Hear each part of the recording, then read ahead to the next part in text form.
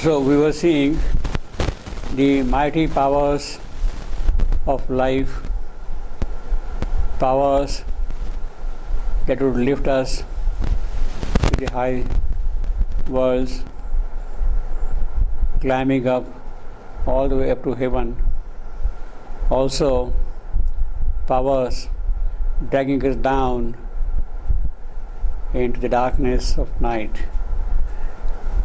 These powers are kind of native with life, as if in a certain sense she does not care what is evil or what is good, what is this or what is that.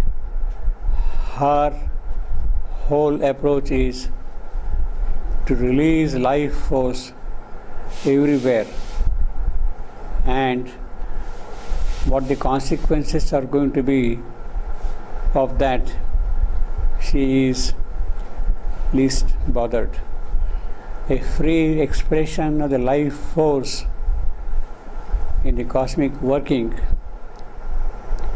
that is the greatness of this life, the giant head of life which Savitri is seeing now in front of her, the cosmic dimension of life in all her mighty proportions, good and bad.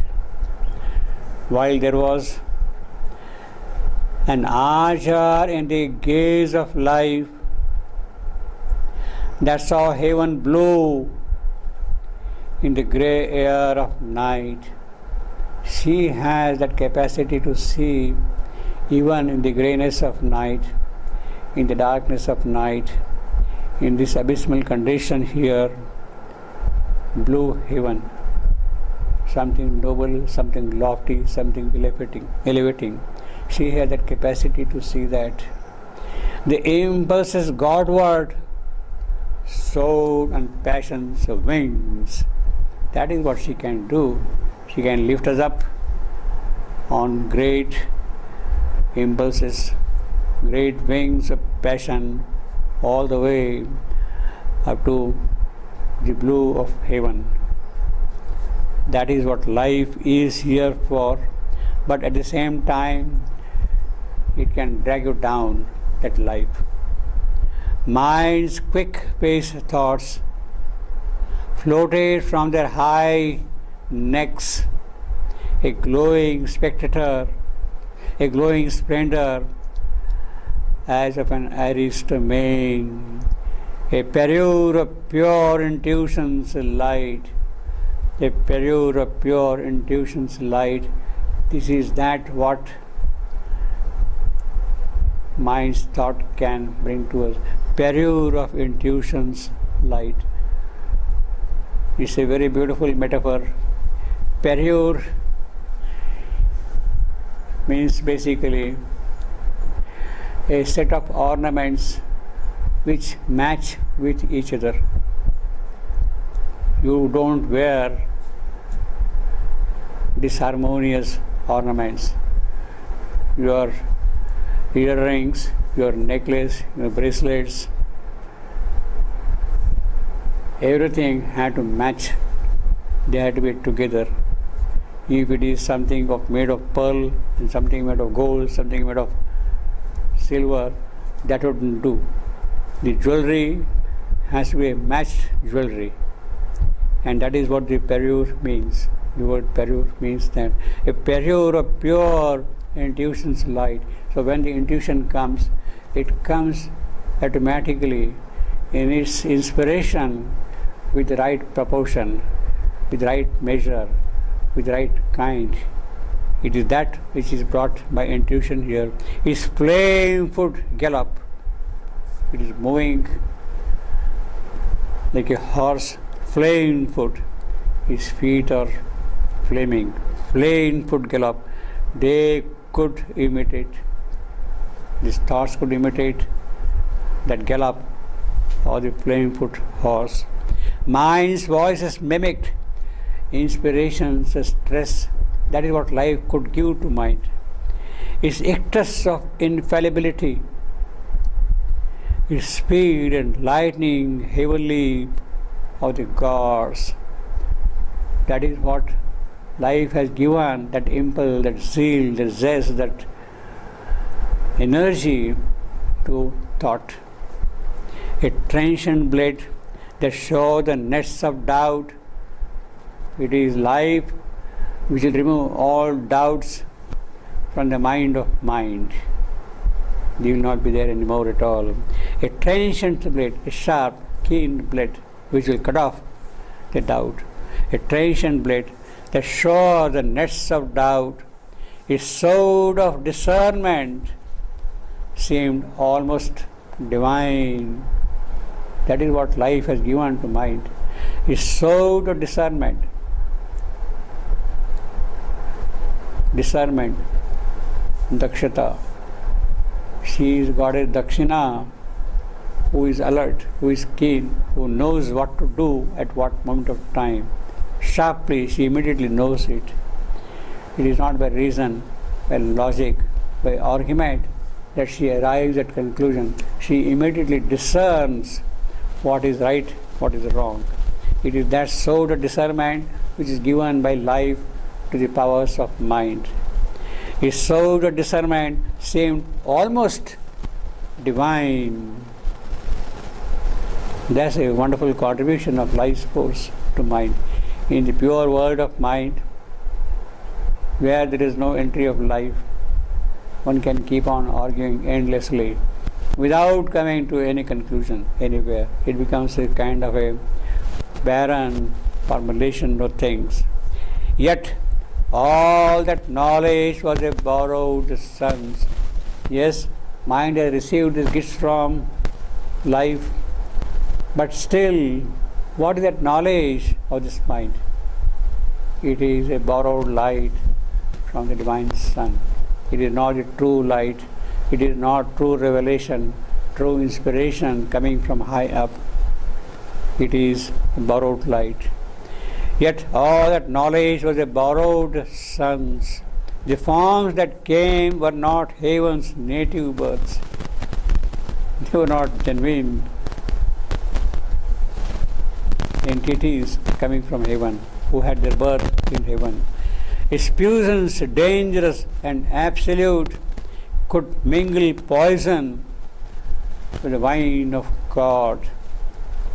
This is what life also does. Yes, it has given power to mind, but then it can mix up things. Good and bad, it will not be able to distinguish always. It can mix up these two. It can mingle poison with the wine of God. On these high shining backs, falsehood could ride. So therefore, the moment this mixing up can occur, somehow, from somewhere, suddenly, unexpectedly, falsehood can step in, can slip in, and you would not know how the falsehood has entered in. Life is not in a position to stop that. It can enter into your thinking, into your formulations of things also. On these high shining backs, falsehood could ride, truth lay with delight very happily. Where? It lay with delight in error's passionate arms. So it is error which is holding truth in her arms. This is what can happen suddenly. Gliding downstream in a blithe gilded barge, on a gilded barge, it is decorated, well embroidered, it is gliding downstream, and while it is gliding down, this can also slip in suddenly. She etched her ray with a magnificent lie. So truth becomes a lie suddenly, and you do not know how it has happened, how it can happen. See, life doesn't have that capacity to distinguish. It allows everything, good or bad, it doesn't care. With all the power, with the full force, it can enter in. She etched her ray with a magnificent lie. Here, in life's realms, all contraries meet. everything which is opposite, they can come and mingle with each other. Hatred, love, cold, warm, everything can mingle in life's domain here. Here in life's nether realms, lower realms of life, they can mingle and mix up. Realms, all contraries meet. Truth stares and does her work with bandaged eyes. That is the pity. When truth falls into the domain of this life, its eyes are injured. The sight is injured. Sight is not true sight anymore, and it looks with bandaged eyes at things. Truth stares and does her works. Truth is doing her own work. How? With bandaged eyes. And ignorance is wisdom's pattern here. So it is ignorance who is now patronizing wisdom here. Yes, do this is right, this is wrong. This is what the ignorance is telling to wisdom herself. This is what happens in this particular world here. The verse is still there. So, truth can become a lie, it can become an error, it can become falsehood, it can get distorted. All those things can happen here in this life. Perhaps there is still a greater danger to the soul of man in this world. Those galloping hoofs of life's forces moving here, those galloping hoofs in their enthusiastic speed, rushing forward, moving unrestrained in full impetuosity, could bear to a dangerous intermediate zone where death walks wearing a robe of deathless life. This is what the galloping hoofs, the horses which are moving, the life forces, ashwa of life, they are moving everywhere, and they can carry you where death walks wearing a robe of deathless life. So death himself is now standing in front of you wearing the robe of life and presenting himself to you. In that dangerous intermediate zone, one can slip if one is not on guard.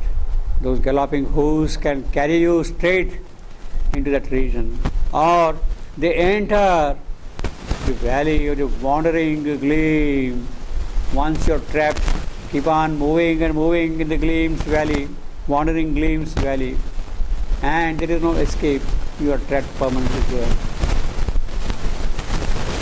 Or they enter the valley of the wandering gleam, whence captives or victims, once you are caught in that, whence captives or victims of the specious ray, very noble looking but very deceptive ray of light.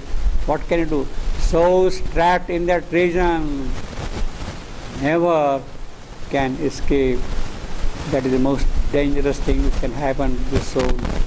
If somehow you get caught into that valley of the wandering gleam, if you step into that dangerous intermediate zone, there is no escape at all for the soul. It is only some kind of unexpected divine grace who can save you. And therefore the condition is one has to be very careful about these possibilities of slippage into the dangerous intermediate zone of moving in the valley of the wandering gleam. The gleam keeps on wandering in the dark valley, and you remain permanently trapped there. There is no escape then. This is a very dangerous situation which life is presenting when you are going down into the lower realms of existence, of life. And there has to be some kind of a purity in one's soul. Basic sincerity is what is required. And if you are absolutely sincere, if you are absolutely pure, then there is a good possibility that you will be saved from this danger. Otherwise, till the world is dissolved, till the pralaya comes, you remain trapped in those realms permanently. There is no escape at all, unless some divine grace enters in you there and lifts you out of it. This is a greater danger in the life of a spiritual seeker. Savitri is meeting that. But the safest position one can take is based entirely upon essential sincerity of your soul, essential purity of your soul. If it is there, then you can quickly pass to this dangerous region, to the dangerous intermediate zone, or you can skip this valley of the wandering gleam.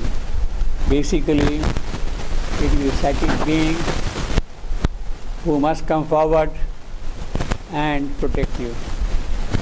We have seen earlier when Savitri was facing the danger of life, he at once remembered the name, Nama, Vishnu's name, or whatever you want to call it, and it is that which saves you.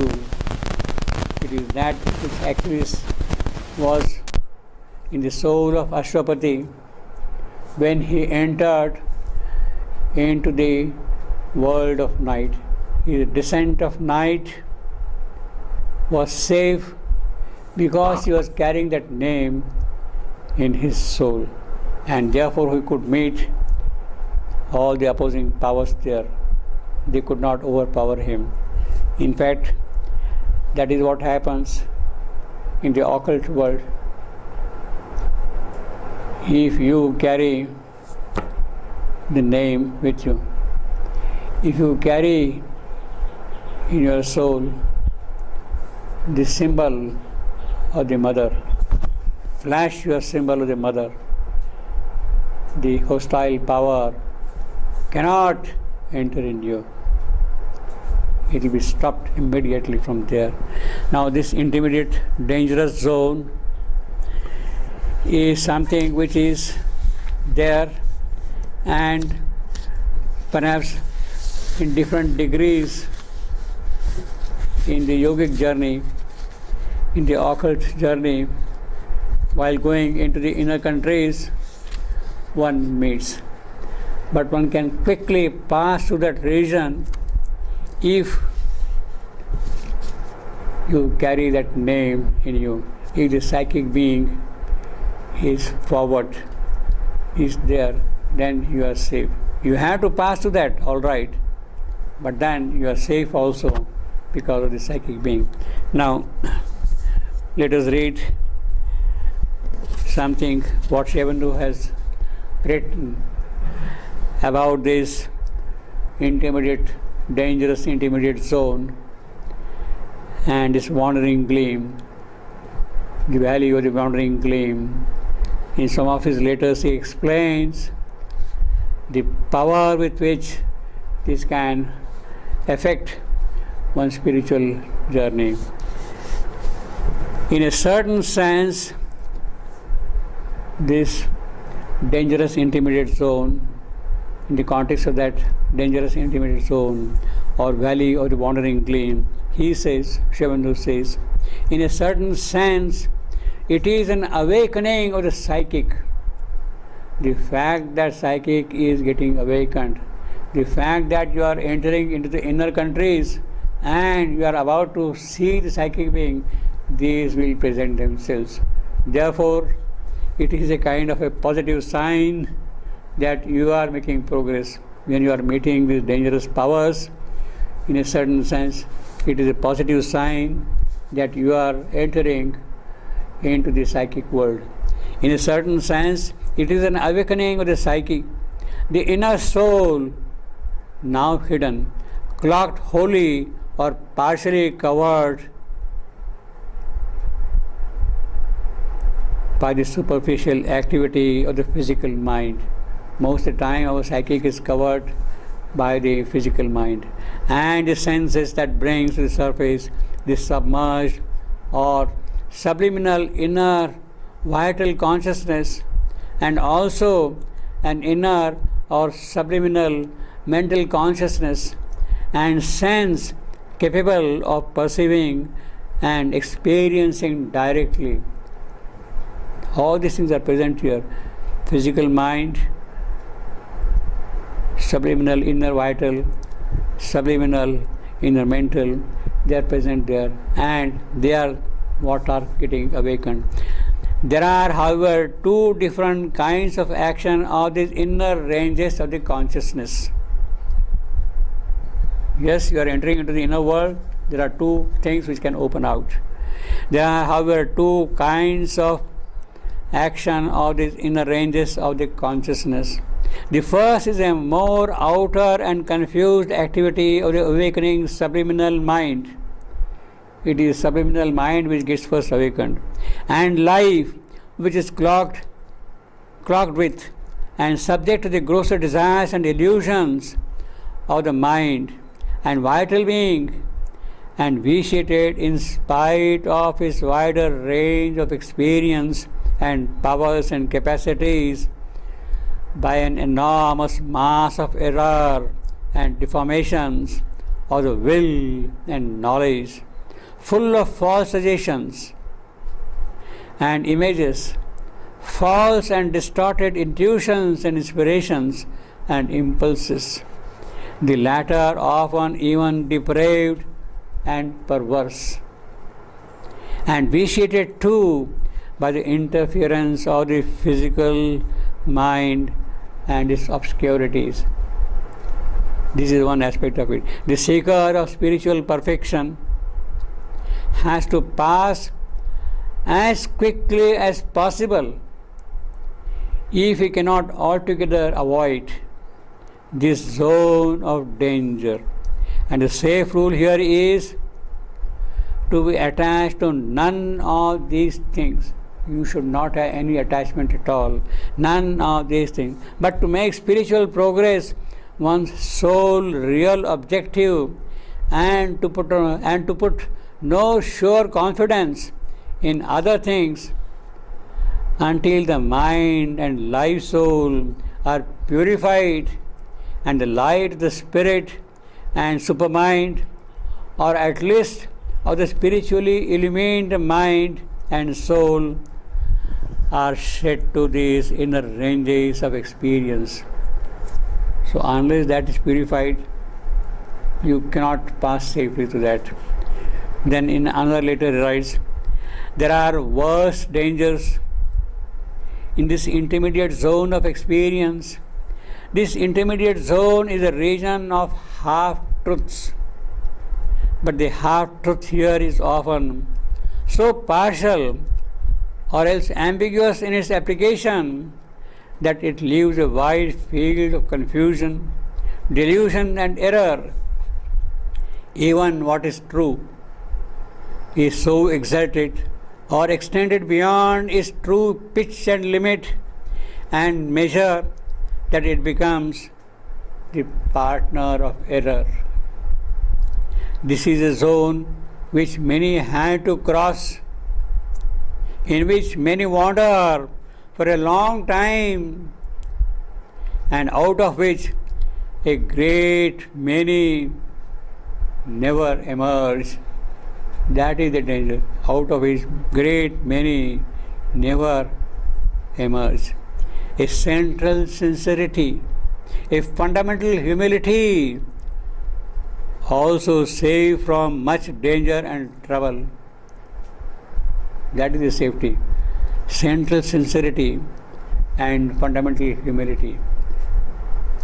One can then pass quickly beyond into a clearer light, where if there is still much mixture, incertitude and struggle, yet the orientation is toward the cosmic truth and not to a half-illumined prolongation of Maya and ignorance.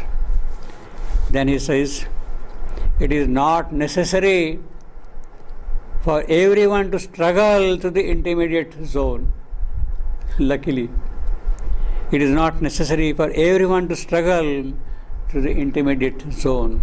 If one has purified oneself, if there is no abnormal vanity, egoism, ambition, or other strong misleading element, or if one is vigilant and on one's guard, or if the psychic is in front, one can either pass rapidly and directly or with a minimum of trouble into the higher zone of consciousness where one is in direct contact with the divine truth.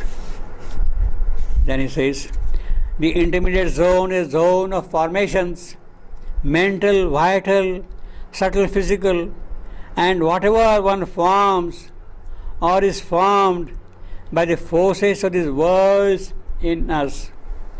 It is certainly better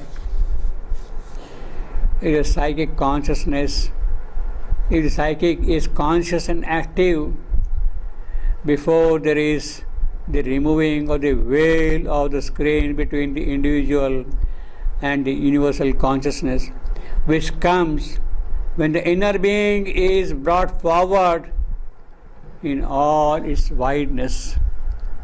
For then there is much less danger of the difficulties of what I have called the intermediate zone. Then he says, all these examples, all the experiences belong to what I have called the intermediate zone. Somebody was undergoing these experiences and Sri Aurobindo explains to him, all the experiences belong to what I have called the intermediate zone. A large proportion of them are of the vital plane, belong to the world of life. In the vital plane, there are all kinds of things, good and bad, helpful and dangerous, true, half true and false, genuine and deceptive. They are all present, mixture. One has therefore to be very careful and be always vigilant and turn towards the true source of light. The difficulty is that here one may have a true spiritual experience and afterwards all sorts of imitative deceptions come. You have a spiritual experience but then follow deceptive, imitative experiences. Spiritual experience and afterwards all sorts of imitative deceptions come and bring with them the danger of a false experience. One has to watch, observe one's experiences and try to discriminate and understand, waiting for two things: the opening of a wider, higher consciousness from above to this cosmic consciousness, wider consciousness from above, and coming forward of the psychic being from behind, open to the vastness of the higher consciousness, or let the psychic being come forward. Opening of a wider, higher consciousness from above and the coming forward of the psychic being from behind. When these two things happen, the chance of error is diminished. Not that it is altogether absent, but the chance is diminished. And the true inner guidance begins to make itself more and more felt. That is the solution, that is the guarantee, that is the method one has to follow while entering into these regions of life, these galloping hooves taking us to the dangerous intermediate zone, or leading us to the valley of the wandering gleam. Either have a very wide consciousness, cosmic consciousness, leaving the self mukta, or let your psychic being come forward in all its purity, in all its brightness, then the chances are that you will not be trapped into this thing. You will not enter into those dangerous zones.